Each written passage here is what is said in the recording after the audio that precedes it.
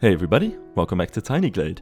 A couple months ago I made some videos of the demo of this game when I was very kindly given early access by the devs Anna and Tom, and right now I'm in an early access version of the full release of the game, which is releasing tomorrow on the 23rd of September, and I greatly recommend it. You know, huge thanks to the devs not just for giving me this game and all the lovely interactions we've had, but also just for how much fun this game is to play. It is just so relaxing and peaceful to play around with, and it really just scratches my creative itch. And I want to quickly go over some of the new things, so to speak, that are added in the full release that we didn't have in the original demo. But after that, I'm very quickly going into this first build just to play around with some of the stuff we can do now. So compared to some of the earlier videos, we now have some new windows, which are quite nice. They're Gothic-esque windows that you can see over here as well, and of course if you add them to roofs and stuff like that, they'll change a little bit. I might actually have to do my own little build here just to showcase all of that. So there are endless combinations to combine these kinds of things. I'm not going to show them all, but as you can see, you just have a few little options, but you can just do so much with it. We also have a smaller window that combines into larger windows like this, and the lantern, of course, which was already old. We also have some flags, which are quite nice, and depending on where you place them, they turn into different types of flags as well. And we have some chimneys that are really lovely, and also have a little smoke animation. Then we, of course, have the shrubbery, as always. That makes it extra thick if you do it again like that. And we can also place trees and stuff. We can also place down water, which is quite nice, so you can make ponds. And, of course, these can also be combined with the shrubbery and stuff like that. And my favorite new addition has been the recolor options, because they've gone absolutely nuts with these. You can change the color of roofs, so far not too special. You can change the texture of these chimneys as well to different colors. But you can also change the buildings to different types. So right now, for instance, we have this little horizontal brick layer. We can also change it to a timber frame building. And once we do that, we can even change the color of the wood to anything we like. And we can also change the color of this stucco here, or turn it into bricks instead. So as you can imagine, the possibilities are nearly endless. So without further ado, let's get into the build and see what we can do. So one thing I forgot to mention is that we now have different map types. So I am playing this on the Olden map type, which is a little bit foggy, a little bit hazy, dark in tones, and a bit desaturated. So I think it's going to be very good for spooky kind of vibes. But we also have the regular summer map, which was already part of the demo, an autumn version, a flowery version, and a winter version. And on all of these maps you can infinitely play with the time of day and whatever latitude you're on. So the position of the sun and the color in the sky and everything from contrast to brightness and everything, you can all mess with that. It's really just the basics of the environment that you can play with by choosing a map theme. Also, what's really cool, I think, is that every time you select a map, you get a different sort of starting build. So it could just be a curvy wall or a building, or a little bit of a lake with a tree inside of it. There are all kinds of variations. I haven't tried all of them, but it is fun that whenever you load up a map, you don't know what quite to expect. So for this build, I'm going to do something which is more directly inspired by something in real life than I normally like to do. But I think for Tiny Glade specifically, it's really fun, because the game doesn't give you super tight control over how everything looks. It's all kind of procedurally generated, and you have to work with the shapes and stuff of what you have, which is part of the fun as well. It makes the game pretty uncomplicated. Like, this build took less than an hour, which is barely anything, and that was really just an hour of very chill, not having to think very much, just loading up the game and doing whatever. But I think it is fun to try your hand at doing real life stuff, because inevitably it turns out so much different that it doesn't really matter, and it never really feels like a carbon copy or something. And in this case, I was heavily inspired by Peleș Castle in Romania, in the town of Sinaia, which is a pretty famous castle, I'd say. And I would put castle in quotation marks because it is a 19th century palace kind of deal. It really looks like a castle, and it's attempting to look like a castle, but in reality it's really just for rich people in general to enjoy and be their stately holiday home kind of deal. So in that sense, it's a little bit fake, but it's absolutely beautiful. I think it's very much in line with something like Neuschwanstein, where it's just made to look fancy and not really to defend itself. And it does really well at what I think it's supposed to do. And what I especially love about that building is that it's got a really cool combination of different materials throughout every layer of the building. So the ground floor and below that, you have these really cool large brick textures. Above that is a sort of more plaster section that looks almost a tiny bit Baroque of sorts. And the top floors are all timber frame. So you get this really cool combination that you see on some real castles as well, except it's much fancier and with really cool towers and turrets and dormers and stuff like that. So that's what this build is based on, but very loosely. With some of these shapes and things, I am trying my hand at other stuff. Although it was fun to try and recreate that first tower a little bit, because it has a very interesting build as well, where it starts off with the brick and then you have the stucco section and finally the timber frame part that starts to get wider as it gets to the top. And this is one of the things that I think is still a little bit challenging in Tiny Glade, because there's no way of making a standalone roof. There will always be a little bit of wall just underneath the roof, so you don't have to go too much into details of buildings, but for some of these buildings I do want my roof to stick out a little bit more than the rest of the tower or the building, for instance. And I think a style like Peleș Castle allows you to play around with that a little bit, because as you can see, these timber frame parts start to get wider and wider as you get to the top, and it leaves a lot of space to experiment with these wooden structures that you see on these buildings too. And in that sense, you still get a roof that overhangs a little bit more over some of the walls.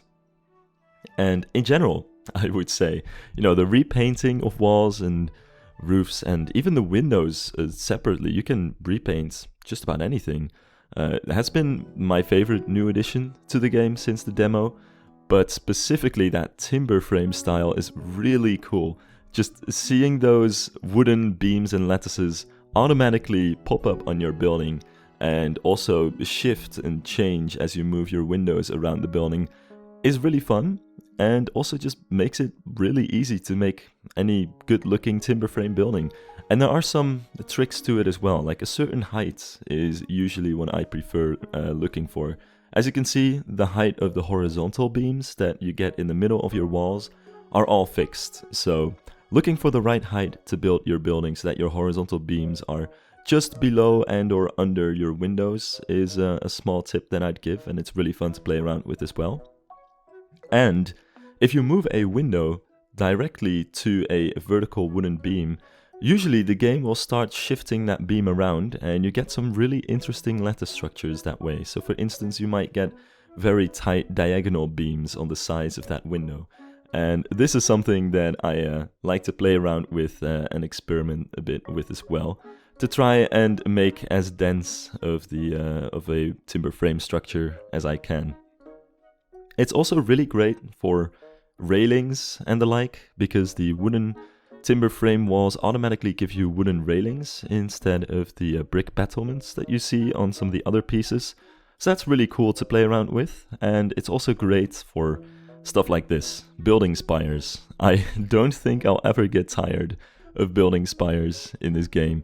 Just putting a bunch of different shapes together, and it doesn't really matter how you do it, because the game will adjust to just about every movement and just about every building that you start clipping into another one. Just everything starts shifting around and nothing looks off, and you can infinitely stack little towers and turrets on top and inside each other and put windows on it, and it's just really fun to play around with. What's also worth pointing out about this, I think, is something new that's been added since the demo as well that is super helpful and maybe not as obvious, is that snapping has been added to the game. So if you have a square tower with a pointy roof or a round tower, you can snap anything to the exact middle of that tower. And what's more, if you snap anything to another building, it'll automatically get the textures and properties like that from that building. So for instance, if I snap a square part of a building, because that's all we start off with in the game, to a square timber frame building with, let's say, white stucco and dark wood, that part which I place is automatically going to have that white stucco and dark wood. And then as soon as I snap a piece to maybe a brick wall, it's automatically going to have the same brick texture as that wall. So with things like this, it becomes really easy to just stack stuff on top of each other and not have to worry too much about which textures you're putting where. So now we're getting to the middle section of the building here. I would have loved to do something very overhanging wood kind of deal here, but eventually I settled with this because I like the stepped gable look of this. It's a bit different than the rest of the building, but I think it provides a little bit of necessary differentiation. Otherwise, I feel like the building would just have a tiny bit too much timber frame stuff everywhere, whereas I want that to be, you know, the cherry on top and some of the decoration literally on top of the building. So here we just have a large hallway kind of section with a stepped gable and a gallery in front of that, which is always easy to make with the wall pieces. I don't use the wall pieces that much in this build, but the wall pieces are pieces that you can freely place with your hand in any kind of shape or pattern that you want on the ground, and then you can raise them up. And if you have paths going underneath it, they'll automatically create archways, and you can also manipulate these archways in many different ways, make them taller, make them lower, change the shape of the path so the arch becomes larger or smaller. And it's really useful for stuff like this, making galleries in your buildings or making bridges, just anything that needs arches you can do with those walls, which I think is one of the coolest ways to use those walls and one of the nicest things about it. Now here I start building the main tower of the building, which is not quite inspired by the version in Peleș Castle, but instead by something that you find in much of European architecture when it comes to towers like this, that is having a large square central tower and then putting smaller round turrets on all the sides. And it becomes a little bit top heavy, which I was concerned about a little bit with this building, but then again I figured it doesn't really matter too much. These kinds of buildings are always a bit top heavy, and later I'm going to add an extra turret on top of the building to give it some extra height and also take away from some of the top heaviness that we have from the turrets on the sides. But for now I'm just finishing those up with their own decorations, just putting battlements on top of them like this. And this is also one of those hallmark things that makes castles that were built just as a palace and just to look nice, that really sets them apart from other castles. These battlements are not really necessary, and they're often used as a decoration feature as opposed to what they would have traditionally be used as. So here on top we have the final turret to give the building some extra height and really make it that central part of the building. I also put some flags on top of the turrets, and as with everything, you can recolor these flags to a bunch of different colors as well, so that's quite nice. And finally I put some windows on here, which I gave a lighter color because otherwise they would have really disappeared against the color of the roof here. So there's a lot of fun that you can have with that as well. You can really just make your window frames blue or red or stuff like that if you so desire. And I think it's going to be really fun to play around with things like that as well to make builds really stand out from each other. But for now, I'm not too concerned about that. Also, what's fun to play around with is that some of the windows, you can actually place them on walls, and if they start clipping into roofs above them, they'll actually cut into the roof and make their own little roof, which is one of those amazing procedural generation kind of things where I am not sure how they did it, but it just looks great and it's really easy and fun to play around with. And on this spire specifically, you can tell that I did it with some of the arch windows there to make the top of the building look a little bit different than all the other spires. And then on the windows on the tower itself, I gave them some darker frames because otherwise, much like the windows on the roof, I feel like visually they would have kind of been gone. It'd be very hard to see them, so now at least they stuck out a little bit more. And finally, I did make the tower a little bit wider because it was just a bit too top heavy for what I was looking for, and eventually played around with making the tower actually lighter. So I guess that actually I actually forgot that I did that already, even though this build was yesterday. Very nice going. Anyway, added a door somewhere on the front and figured I'm just gonna have to leave it at this. I think also what's fun about this is that once you place doors and windows, you can move them around a little bit and different objects will start popping up on the floor around them. So you can get hay bales or barrels or crates and flower pots and really just about anything. It's really cool how clutter just automatically starts gathering around your building once you make it seem more inhabited. So that's really fun. Eventually I just got this little barrel planter kind of thing over there, and that's about it. But I think there's going to be some more stuff in the near future. Then I wanted to extend the building one more time because it didn't feel right to have this large tower quite at the end of the castle. And as you can see by the base, I was having some ideas of where to expand this. So to do that, I just moved over a new piece of building very similar to the rest of the building and tried to make it just about the same height. Give the building a sort of recognizable visual identity, at least in terms of composition like that. And also make one last element that juts out over the lake a little bit further than some of the other parts of the building. And also play with that wooden overhang, because that's also really fun, I think. These timber frame building pieces automatically get wooden posts and overhangs, and you can play a bit with how much they overhang from a building. So you might, for instance, get horizontal beams or some diagonal beams that jut out from the wall.